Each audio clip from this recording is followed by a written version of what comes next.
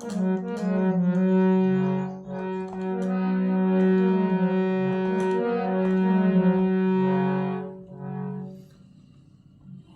આ સોમબાઈનું બોલવું સાંભળી અને ગોરબાપા બોલ્યા, મારે 80 વર્ષ થયા છે, તેદુનો આનો આ ગોવાળ છે.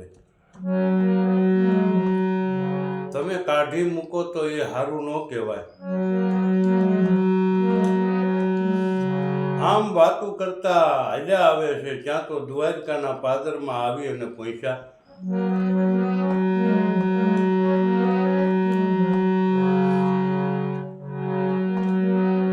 રણછોડરાયની ફુલવાડીમાં આવી અને રથને છોડ્યો છે. રથ છોડી અને ત્યાંથી ગોરદેવ દ્વારકાની બજારમાં હાલ્યા આવે.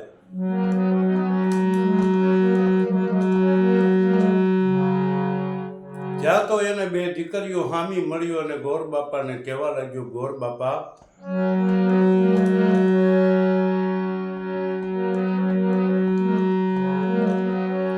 તમે તો કોલવાનું હપ્પણ કરવા ગયા હતા ને? આ દીકરીઓનું કહેવું સાંભળી અને ગોરબાપા બોલ્યા, સગપણ તો કર્યો પણ કન્યાને હોત હું સાથે લાવ્યો છું. જો તમારે જોવા હોય તો જાઓ રણછોડરાયની ફુલવાડીમાં. આવું ગોરનું બોલવું સાંભળી બંને દીકરીઓ ફુલવાડીમાં આવ્યું.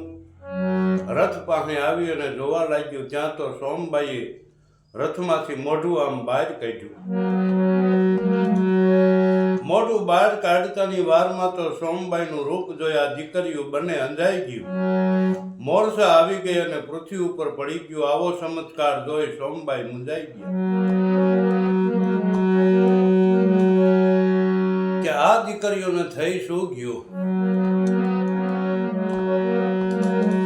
ત્યારે સોમબાઈ કહેવા લાગ્યા કે હે અનાથના નાથ, હે ભક્ત વત્સલ ભગવાન, હે દ્વારકા વાળા, મારી તું લાજ રાખજે. એમ કહેતાની વારમાં આ દીકરીઓની મોરસા ઉતરી ગઈ.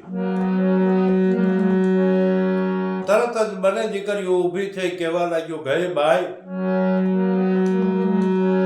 તું તારા રૂપમાં સંધાઈ ગઈ છો, પણ ઘરે તો જા, ન્યા કણે તને ખબર પડશે. ગોરબાપા એમ કહેવાય છે કે દામા ભગત પાસે આવ્યા અને કહેવા લાગ્યા, હામૈયાની જલ્દી તૈયારી કરો કે હું કન્યાને લઈ અને આવ્યો છું. આવું ગોરબાપાનું બોલવું સાંભળી બધા રાજી રાજી થઈ ગયા. હરખનો કોઈને પાર રહ્યો નહીં. ચાલે એમ કહેવાય છે કે ઢોલ નગારા વાગવા લાગ્યા. વાજતે ગાજતે સામૈયાની તૈયારી કરી સોમબાઈને પોતાના ઘરે તેડી અને આવ્યા. એવામાં હાંજ પડી ગઈ. ત્યારે એ દેવુબાઈ બોલ્યા,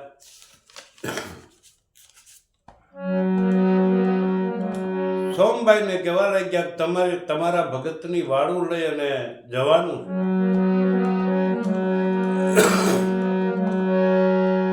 ત્યારે સોમબાઈ કહેવા લાગ્યા, ભલે હું વાળું લઈ અને હું જાઉં છું.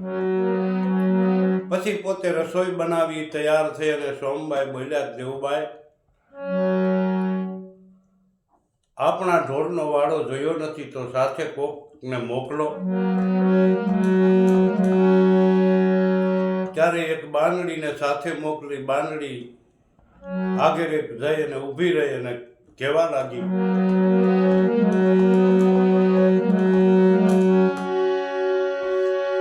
ખ્યાલ રે બળે છે ખેરના કષ્ટને, ન્યા તમે સીધા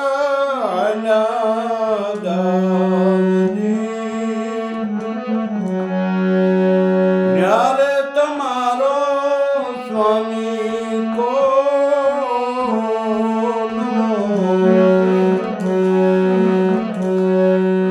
અને ભોજન કરાવો તમે જઈને.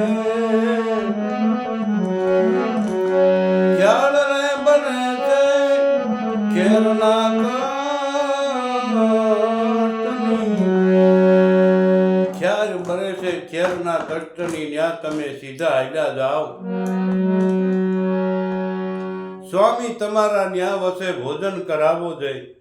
બાંગડી બોલી બેન જો મોટી ખ્યાલ બળે છે ન્યા કણે તમે જાઓ.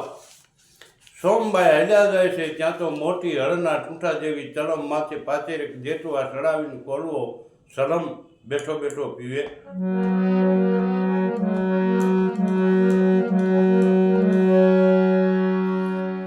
હવે ત્યાં તો એમ કહેવાય છે કે સોમબાઈના પગના ઝાંઝરના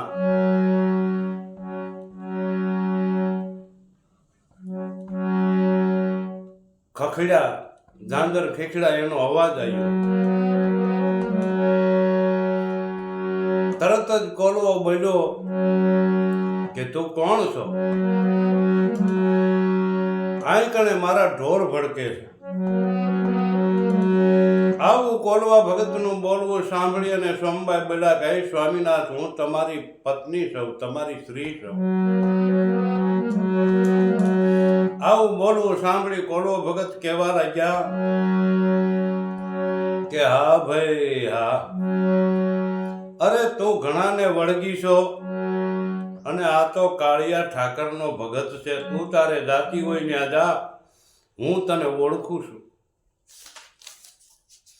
તું ઓલા ગઢે રેસ ગઢે, તું સુડેલ છો માટે અહીંથી ચાલી જા.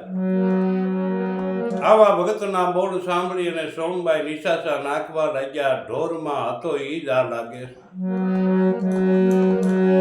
સોમબાઈ બહુ બહુ કહેવા લાગ્યા ત્યારે કોલવો બોલ્યો, મારા મોટા ભાઈ મને વાતું કરતા કે તને પરણાવો છે, તો શું મને પરણાયો છે? તઈ તું મને બરોબર કેસને માટે ખાધોય કાળિયા ઠાકરના હમ. સોમબાઈ કે કાળિયા ઠાકરના હમ હું બરોબર કહું છું, હું તમારી સ્ત્રી છું. હે સ્વામિનાથ,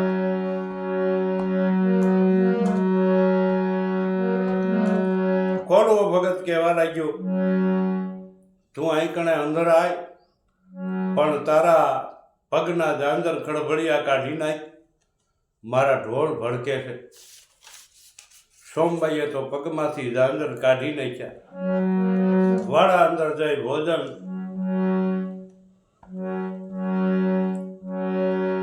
ન્યા કણે મૂક્યું. કોલવો બોલ્યો કે હા, આ 17 વાતની વસ્તુ શું લાવી છે? હવે આમાં મારે કયું ખાવું અને કયું ન ખાવું? આમ બોલી અને બધી વસ્તુ એક વાસણમાં ભેગી કરી ખૂબ મહળી અને અડધું ખ્યાલીમાં નાખ્યું. કોલવો કે હે અનાથુના નાથ, હે કાળિયા ઠાકર, આ મારા પરિણાનો કહાર અડધો તમે જમો, પછી પોતે ખાધો. પછી કોલવો ભગત કહેવા લાગ્યો, આવું કોઈ દિવસ મારા માટે ન લાવતી. આ કરતા તો મારા ભાભી નહીં હારા, મારા માટે એક જાહેરનો રોટલો, ડુંગળીનો દડો આ બે મોકલે અને ખાઈને પછી એક ભંભો પાણી પી અને મજા કરું. આવું કોલવાનું બોલવું સાંભળી સોમબાઈ નિશાસો નાખી બોલ્યા કે હે ગોર, તારું ભૂંડું થાય. મને તે ખોટું બોલી અને આ હતરવંકા સાથે પ્રણાવી અનેક જાતના કડવા વસન બોલવા લાગ્યા. સોમબાઈને 16 કળામાં એકેય કળા રહી નહીં અને પોતાના આત્માને ખૂબ દુઃખ લાગ્યું. સોમબાઈ રોવા લાગ્યા. રોતા રોતા ભગવાનને ઠપકો આપે છે.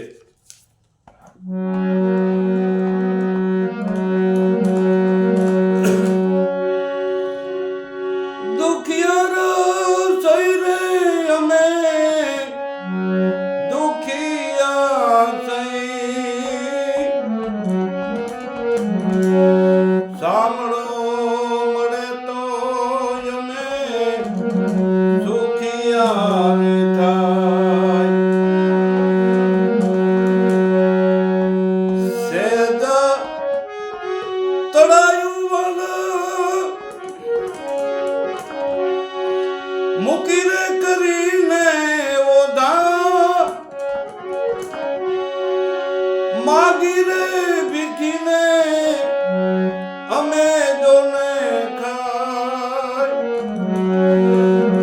સાંભળો મરે તો અમે સુખિયા રે થાય. સોમબાઈ રોતા રોતા ઘીરે આવ્યા ને આવ્યો ને સૂઈ ગયા ને હવાર થયું ને સવારે જાગ્યા હવના કામે લાગી ગયા. પછી શિરામણ વેળા થઈ ત્યારે દેવુબાઈ બોલ્યા સોમબાઈ તમારે ભગતનો ભાત લઈ અને જવાનું છે. સોમબાઈ ભાત લઈ અને હારી નીકળ્યા અને સાથે એક બારણીને મોકલી.